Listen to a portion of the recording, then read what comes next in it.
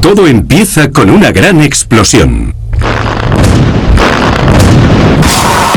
Está en el corazón de tus herramientas, juguetes y tecnologías favoritas.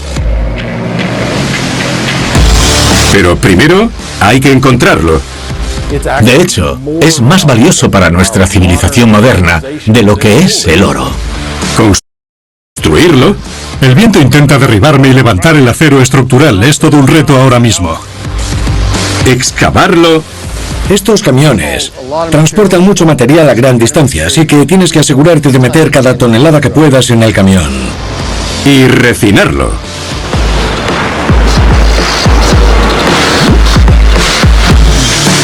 Hay mucho en juego para este equipo internacional. Me senté a la mesa con personas de 9 países diferentes, de 9 trayectorias distintas, y fuimos capaces de unirnos y sacarlo adelante. Ellos suministran el mineral esencial de la era digital.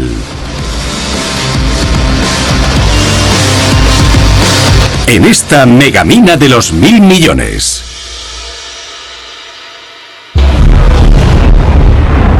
Sin él, las luces se apagarían. Los coches no circularían. Y las operaciones quirúrgicas podrían ser imposibles. Es fundamental para la electrónica y para nuestros indispensables teléfonos móviles. Y quizás, por encima de todo, hace posible la energía limpia. Pero para la mayoría de nosotros, su origen es un misterio. El cobre es el mejor ejemplo de lo que llamamos un mineral estratégico. Un recurso esencial para nuestra infraestructura moderna, principalmente debido a su versatilidad. Es resistente a la corrosión, se puede moldear. Por tanto, ya sea para transportar electricidad, transmitir información o canalizar agua, no hay nada que funcione tan bien como el cobre. Descubierto hace casi 10.000 años, el cobre se utilizó inicialmente de forma sencilla para fabricar objetos decorativos como joyas y adornos. Luego, hace unos 3.000 años, los mesopotámicos empezaron a mezclarlo con estaño para crear la aleación del bronce. A partir del bronce crearon todo lo imaginable. Y, por supuesto, espadas. Durante la Edad del Bronce, descubrieron que si añadían una pequeña cantidad de otro metal al cobre, creaban un metal que tenía todas las ventajas del cobre y que además era lo bastante duro como para fabricar la hoja de una espada. Tienes el arma secreta. Si eres un soldado con una espada de bronce y te enfrentas a otro con una lanza de madera, te sentirás como: tengo el arma secreta. Sería como imaginar una vez más la bomba atómica. Cuando la tuvimos, sentimos que poseíamos algo que nadie más tenía. Era único, era nuevo y nos hacía sentir poderosos. Con un metal nuevo como el bronce, lo bastante duro para fabricar un arma nueva, nos sentíamos casi invencibles. Ahora contábamos con un arma que quizá otros no tenían. Resistente, dura y capaz de mantener el filo. Con ese metal podíamos fabricar espadas, otras armas y también herramientas, como el arado. Con ese metal se podían trabajar tierras que antes resultaban imposibles de arar por su dureza. El descubrimiento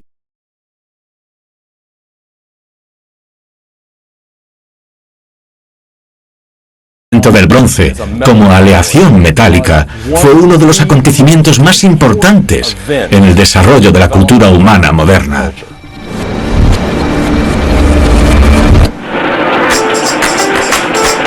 Más recientemente, con los inicios de la revolución industrial, la era de la electricidad y la bombilla, se hizo evidente que por su precio, flexibilidad y conductividad, el cobre era esencial. Es muy fácil de moldear. Si quitaras el cobre de nuestra civilización industrial, prácticamente ésta se paralizaría por completo. No hay nada en la tabla periódica de elementos que funcione tan bien como el cobre. Bajo mi punto de vista, el cobre es en realidad más valioso para nuestra civilización moderna que el oro, porque necesitamos el cobre. El oro es maravilloso para la joyería, es maravilloso para ciertos tipos de electrónica, pero no funciona tan bien como el cobre. El cobre es más fácil de encontrar, más fácil de trabajar, hay más cantidad, así que en cierto modo, si tuvieras que elegir uno de los dos, te quedarías con el cobre y desecharías el oro. Hoy en día, el mineral de cobre se extrae en todo el mundo. En América del Sur, México, África, Australia, Estados Unidos, Rusia y Kazajistán, donde el mayor productor es una empresa llamada KAZ Minerals.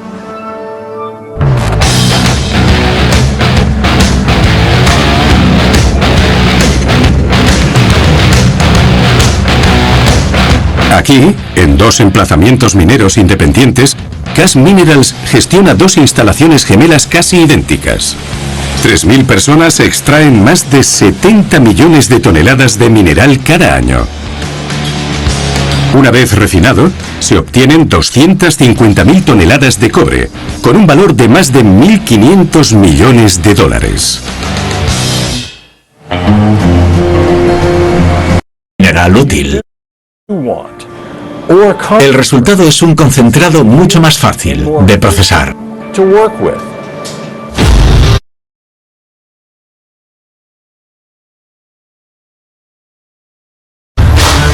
La corteza terrestre alberga menos de un 0,01% de cobre.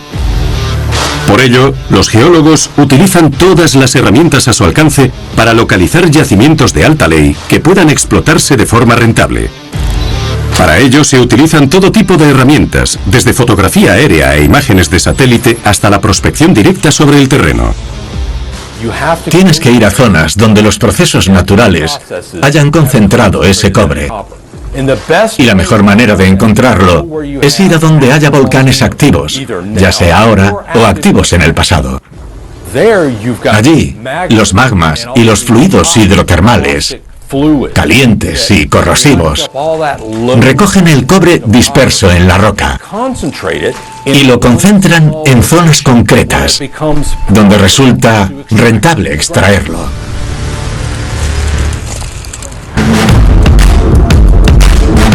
Es el metal de la era digital. Vital para las telecomunicaciones y la transmisión de electricidad. Trabajamos con un importante productor de cobre que posee explotaciones mineras muy rentables en Kazajistán, capaces de generar más de 1.000 millones de dólares al año en producción de cobre. Pero mucho antes de que una mina entre en producción, hay que localizar el yacimiento adecuado. Y eso es precisamente lo que están haciendo ahora en una futura explotación minera del extremo oriental de Rusia, en la región de Chukotka.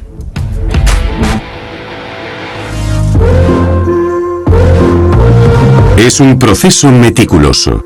Geólogos, ingenieros y técnicos perforan el terreno y extraen innumerables testigos de roca. Luego, esas muestras se analizan para cartografiar con precisión el cuerpo mineralizado, es decir, el yacimiento.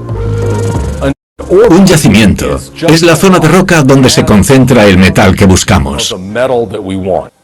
Ese cuerpo mineralizado puede adoptar muchas formas distintas. Puede ser sencillo, como un cuenco, o mucho más complejo. Podría ser una telaraña de vetas interconectadas, que van desde unos pocos centímetros hasta unos pocos metros de ancho. Y en la minería nos interesa una parte muy pequeña de esa roca, que contiene el metal que queremos. En esta fase inicial, los equipos de prospección viven en lugares aislados, lejos de la civilización, donde pueden enfrentarse a todo tipo de situaciones, desde temperaturas extremas hasta animales salvajes. Hace frío, muchísimo frío. Sin embargo, tenemos que salir al terreno y trabajar en esas condiciones, porque es parte de nuestro trabajo.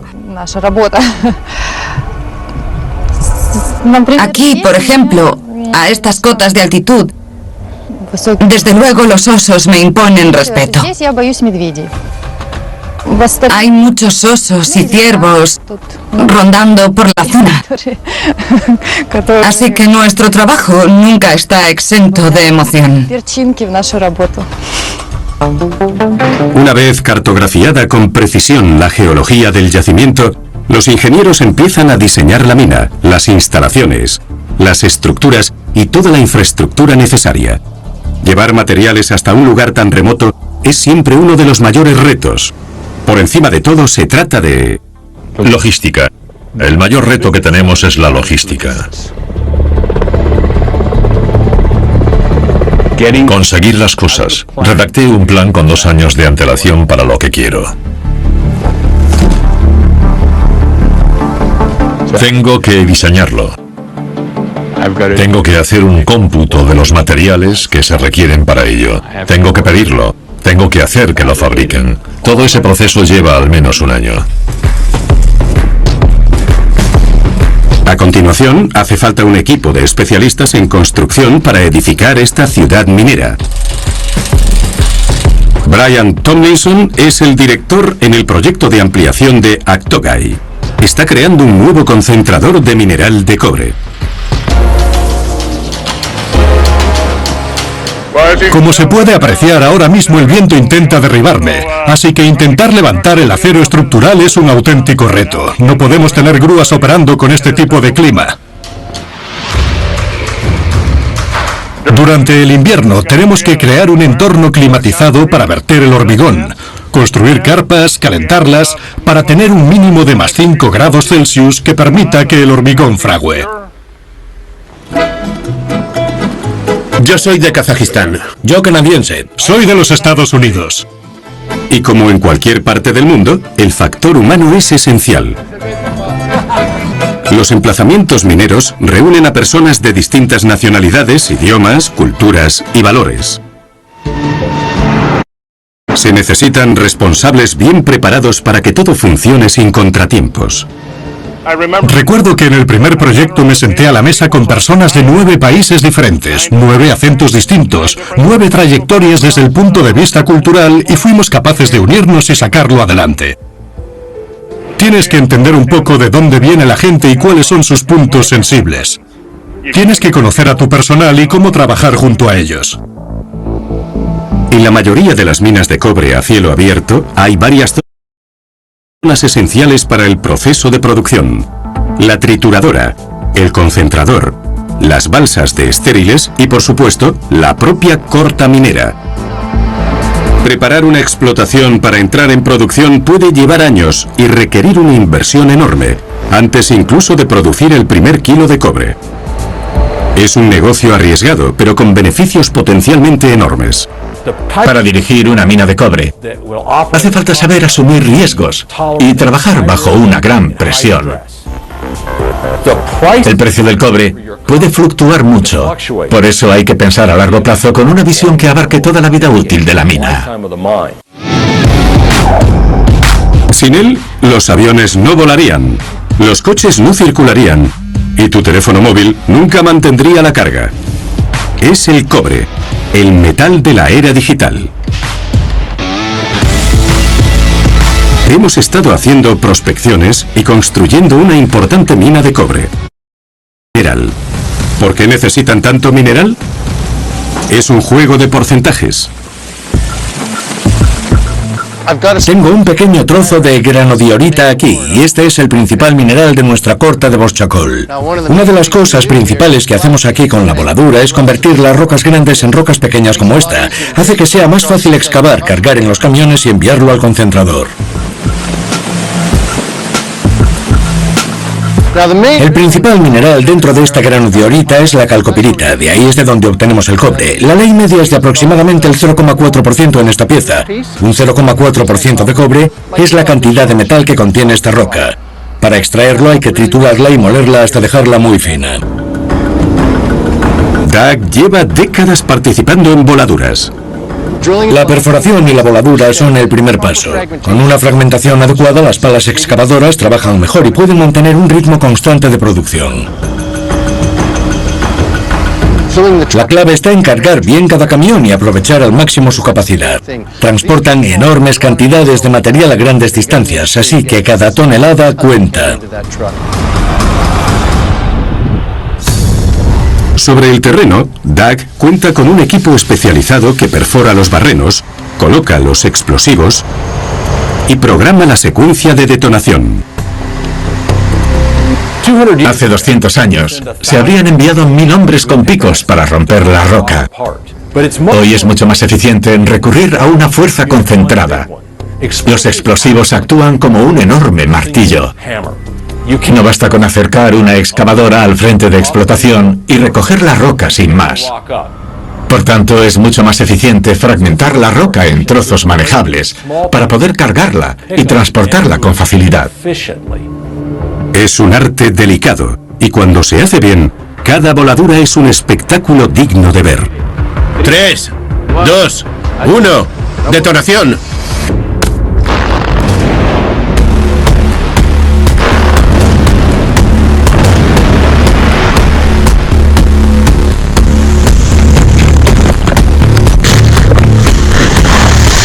Ver una voladura es fantástico. Me gusta sentir la vibración y oír el estruendo. Siempre resulta emocionante.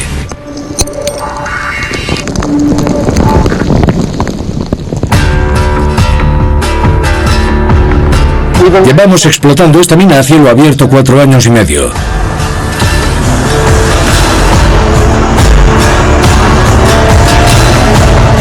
Nos quedan otros 35 años de minería en esta corta, con la información de la que disponemos hoy. En ese punto estaremos aproximadamente entre 200 y 300 metros más abajo, y la corta medirá otros 2 kilómetros hacia allá y otro kilómetro hacia allá. Así que será una fosa muy grande. El siguiente paso, el transporte, y un trayecto de 3 kilómetros a bordo de un camión de 113 toneladas, valorado en unos 4 millones de dólares con un auténtico profesional de la carretera.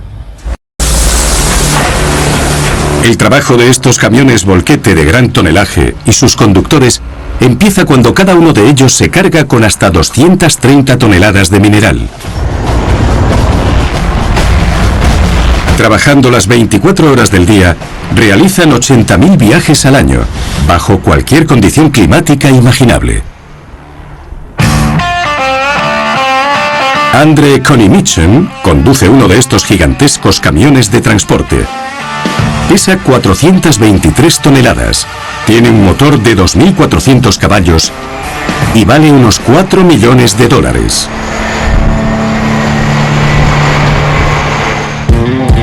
Empezó su carrera conduciendo camiones pequeños y ahora ha alcanzado la cima. Aunque estos vehículos son muy sofisticados, todavía hace falta un maestro para domar a estas bestias. Al principio daba miedo, por supuesto. Conducir este camión es más desafiante porque tiene ángulos muertos, muchos ángulos muertos. Hay 4 cámaras y sensores de aparcamiento, pero aún así existen ángulos muertos. Lo más difícil de conducir este camión de transporte es calcular sus dimensiones, su tamaño. Tienes que calcular dónde girar, cómo entrar en algún sitio y sentir sus dimensiones. Eso es lo más difícil de este camión. Y como en cualquier otra parte de la mina, el tiempo es dinero. Cada segundo que se pierde se añade al coste final de producción, y eso se aplica también a la conducción. Es bastante fácil saber si un conductor es bueno. Se nota por la forma en que se arrima a una excavadora o al borde del vertedero.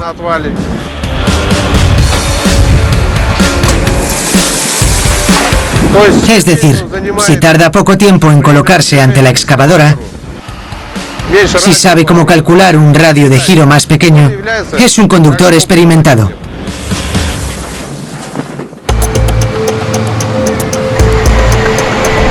Después, mientras los camiones continúan su recorrido, pasan por una de las zonas clave de la mina: el área de mantenimiento.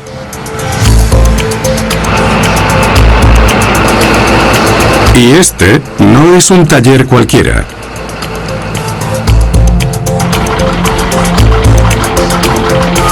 Dentro de este inmenso edificio, decenas de personas trabajan día y noche en el mantenimiento de camiones mineros, maquinaria y componentes. Aquí se hace de todo, desde cambiar neumáticos gigantescos hasta reforzar las tolvas de los camiones de acarreo que soportan la parte más dura del trabajo. Utilizo este lubricante y luego compruebo el espesor del metal en 3 puntos. Lo compruebo aquí arriba, en el medio y aquí en la parte baja. Así puedo ver el promedio del desgaste del metal. Aygerin Masilbekova es ingeniera de fiabilidad. Trata cada pieza del equipo como a un paciente importante. Descubrí que algunas de las placas de desgaste estaban demasiado deterioradas y que algunas de las soldaduras se habían agrietado. Así que recomendé al equipo cambiar el revestimiento. Ahora están realizando los trabajos de soldadura.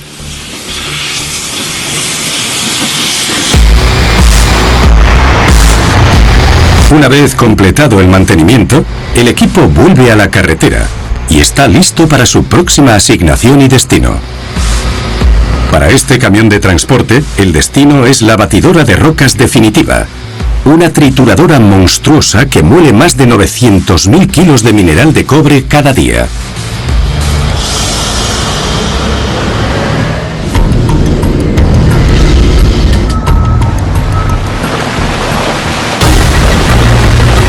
Con cada descarga, un enorme eje gira de forma excéntrica y empuja las rocas hacia el fondo de la cámara de trituración. Fragmentos de cientos de kilos quedan reducidos a piezas de apenas unos kilos. En una mina, primero se fragmenta el mineral con explosivos en el frente de explotación. Así resulta más fácil extraerlo del yacimiento. Pero después hay que mover todo ese material con eficiencia. Y la mejor forma de transportar rocas que aún son demasiado grandes es reducirlas a fragmentos más pequeños. Así pues, la función de la trituradora es reducir los grandes fragmentos de mineral a un tamaño más manejable, para que puedan transportarse con mayor facilidad. Es el metal de la era digital. Perfecto para transmitir energía limpia y alimentar nuestros aparatos electrónicos favoritos. El cobre. Y nos hemos estado adentrando en una mina de clase mundial.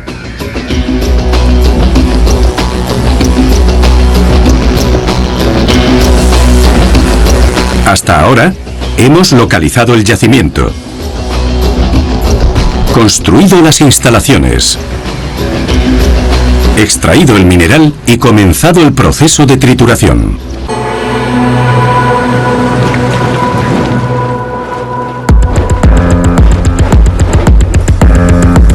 Ahora, una zinc cobre de la roca.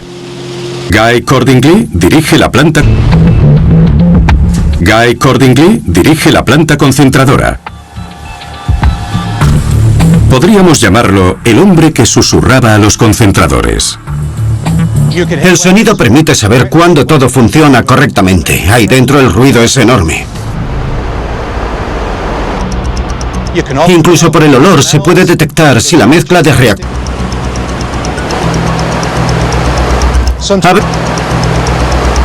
A veces escuchas las máquinas y detectas ruidos extraños, un chirrido agudo, un golpe sordo, una vibración fuera de lo normal. Eso indica que algo está tratando y realizar el mantenimiento. Hay que revisarlo, comprobar que funciona correctamente y realizar el mantenimiento.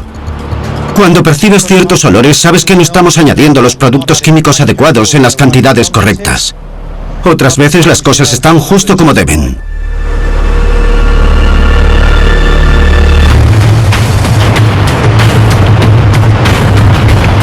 Aquí dentro se encuentra lo que podría considerarse una gigantesca cocina del cobre. Estos chefs industriales ajustan cada fase del proceso según la ley del mineral disponible. Una tarea delicada.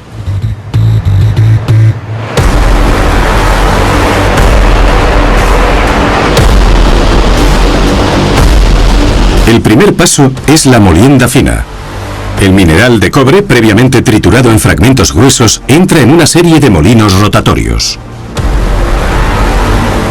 El mineral, ya triturado en fragmentos gruesos, entra en el molino para reducirse a un polvo cada vez más fino. Es algo parecido a un molino de harina. El trigo se muele hasta obtener una harina fina. Con el mineral ocurre lo mismo. Cuanto más fino es el material, más eficaz resulta su procesamiento.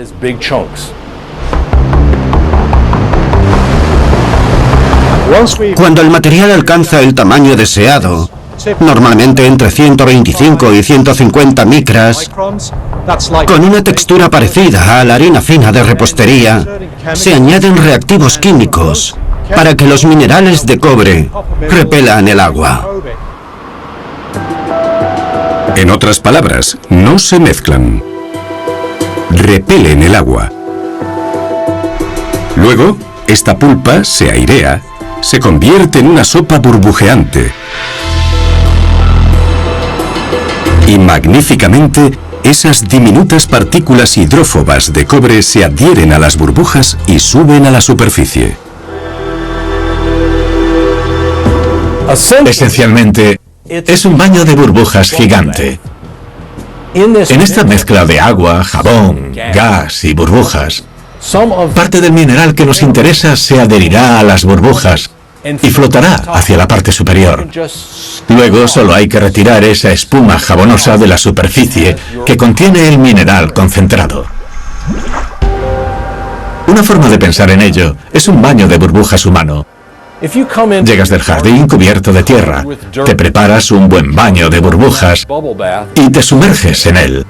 Al cabo de un momento, notarás que la suciedad que tenías encima está ahora pegada a las burbujas de jabón que flotan en la superficie de la bañera.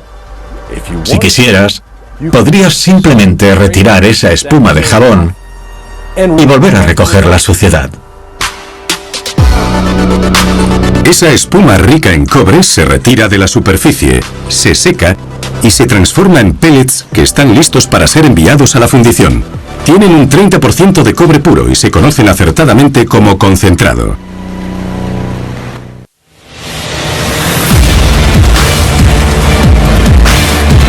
Hemos estado descubriendo el metal de la era digital en una mina de cobre de clase mundial. Se ha localizado el yacimiento. Se ha construido la mina. Se ha extraído el mineral y se ha concentrado hasta obtener unos pellets con un 30% de cobre.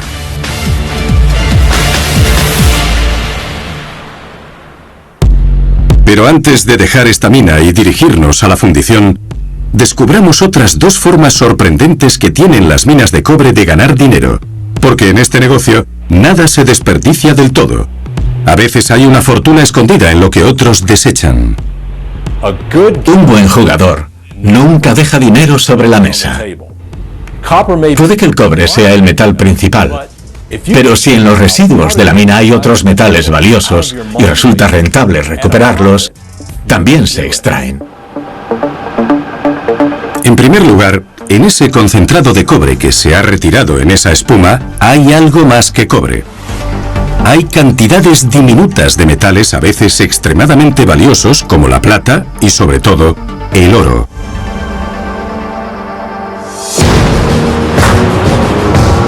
Cuesta creerlo, pero por cada 3 toneladas de concentrado de cobre, hay también aproximadamente una onza de oro. Parece una cantidad minúscula, ¿verdad? Pero por pequeño que sea su volumen, esa onza de oro es muy valiosa y puede aportar cerca de 1/4 parte del valor total del concentrado.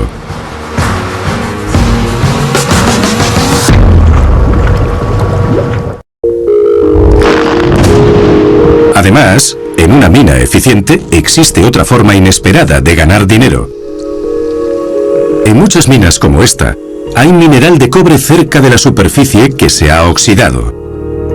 Esto hace que sea más difícil de extraer. Algunas minas simplemente lo desechan. Pero si hay suficiente cantidad, existe un proceso eficaz para liberar ese cobre y seguir ganando dinero.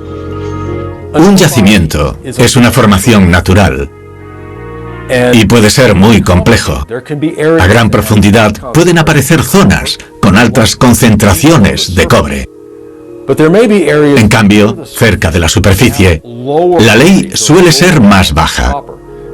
Esas capas superiores han estado expuestas a la erosión, a la lluvia y a otros procesos naturales que alteran el mineral con el tiempo y reducen su contenido en cobre. Una técnica que se denomina lisiviación en pilas. La lixiviación en pilas es un proceso muy sencillo y eficaz. El mineral está simplemente ahí depositado y se deja que los productos químicos hagan todo el trabajo. Aquí, el mineral de cobre se apila en la superficie. Un agente lisiviante como el ácido sulfúrico se hace gotear a través del mineral.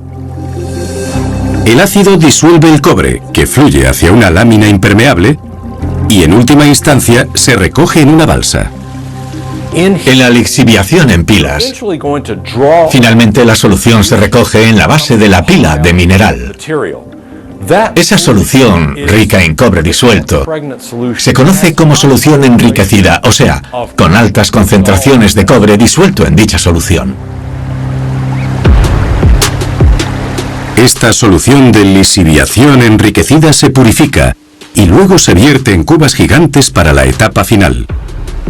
Un tipo de electrólisis llamada electroobtención. Al igual que unas baterías gigantes, el baño se carga con electricidad y los iones de cobre con carga positiva se desplazan desde la solución hacia una lámina de acero de cátodo chapada y con carga negativa.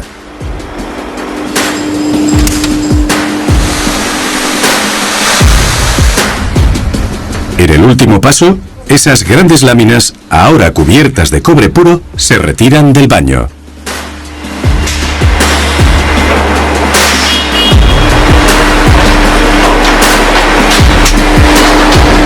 Se les despoja de su cubierta exterior de cobre,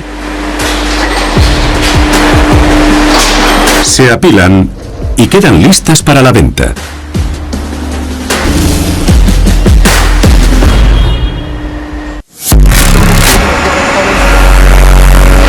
Nos hemos estado adentrando en una mina de cobre de clase mundial, donde producen el mineral esencial de la era digital.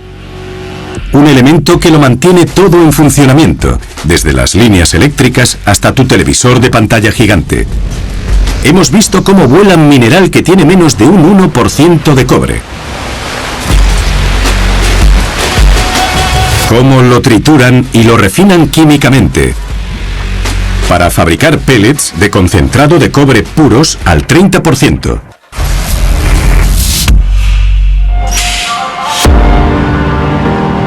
A continuación, esos pellets se vierten en sacos de 2 toneladas llamados Big Bags y quedan listos para el transporte.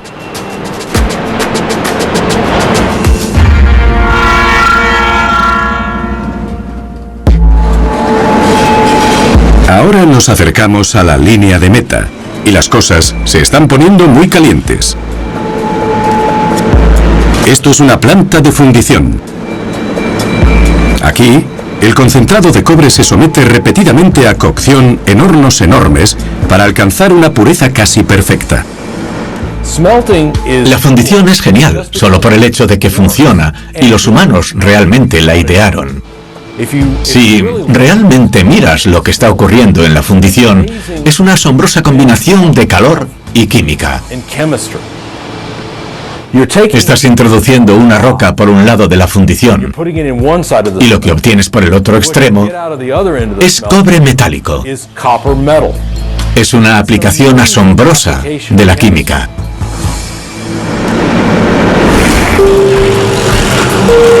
La fundición utiliza calor, o más específicamente calor y oxígeno, para separar el cobre de lo que no quieres y combinarlo con algo que sí quieres.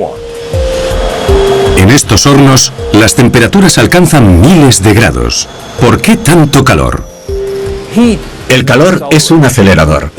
Hace que los procesos vayan más rápido. La naturaleza concentrará el cobre por ti, pero puede llevar mucho tiempo. El calor de una fundición acelera ese proceso para que obtengamos el cobre de forma más rápida y eficiente. Consta de 4 pasos. El primero es el tostado. Calentado a 1250 grados Celsius, el concentrado de cobre se convierte en un líquido fundido e impurezas como el arsénico, el plomo y el azufre se queman. Después, impurezas como el arsénico, el plomo y el azufre se queman. Después, no es suficiente. Luego, la mata se introduce en un tercer horno llamado convertidor. El convertidor airea drásticamente el metal fundido y quema de forma agresiva cualquier impureza restante de hierro y azufre. El material resultante se denomina cobre blister o cobre ampollado, que ahora es puro en torno al 98%, cada vez más cerca de la perfección. El último paso de la fundición es el afino térmico o al fuego. Aquí, el cobre se limpia de nuevo y se vierte en moldes, configurado en placas de 5 centímetros de espesor que pesan 340 kilos cada una. Son puras al 99,45% y se denominan ánodos o placas anódicas. Pero eso sigue sin ser suficiente. El cobre es un excelente conductor de la electricidad. Pero eso depende del movimiento eficiente de los electrones a través de ese cobre. Si tienes otras cosas en ese cobre, otras impurezas, como hierro, por ejemplo, eso hace que el movimiento de esos electrones, la electricidad, sea mucho menos eficiente. Si tienes un cable de cobre impuro en un micrófono, por ejemplo, podrías obtener un zumbido. Porque a medida que la electricidad se mueve a través del cable, los electrones del cobre se mueven en un sentido, pero en esa impureza los electrones se mueven de forma diferente, y esa diferencia genera ruido.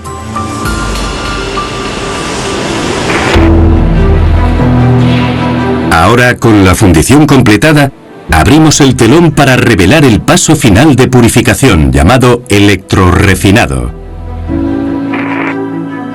De nuevo se trata de electrólisis. Esta vez, el ánodo es una de esas placas anódicas fundidas previamente. El cátodo, electrólisis. Esta vez, el ánodo es una de esas placas anódicas fundidas previamente. El cátodo es una pieza de cobre puro.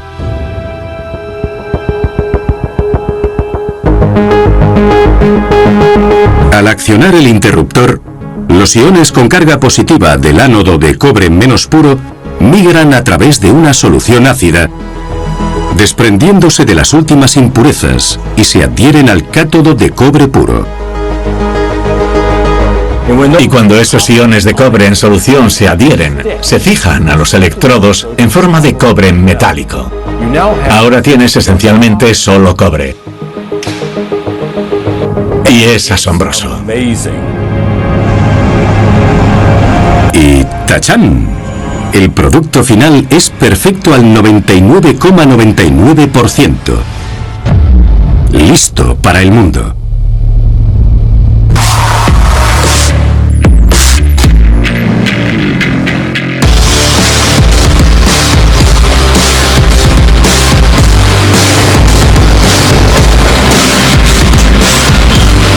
Todo empieza en un lugar aislado y sin desarrollar. Y termina convertido en una ciudad minera donde se suceden las voladuras, el transporte, la trituración y la concentración, hornos de fundición y los baños electrolíticos finales. Es un proceso increíble que suministra uno de los metales más esenciales del mundo. Un esfuerzo por el que bien merece la pena cavar hondo en esta megamina de los 1000 millones.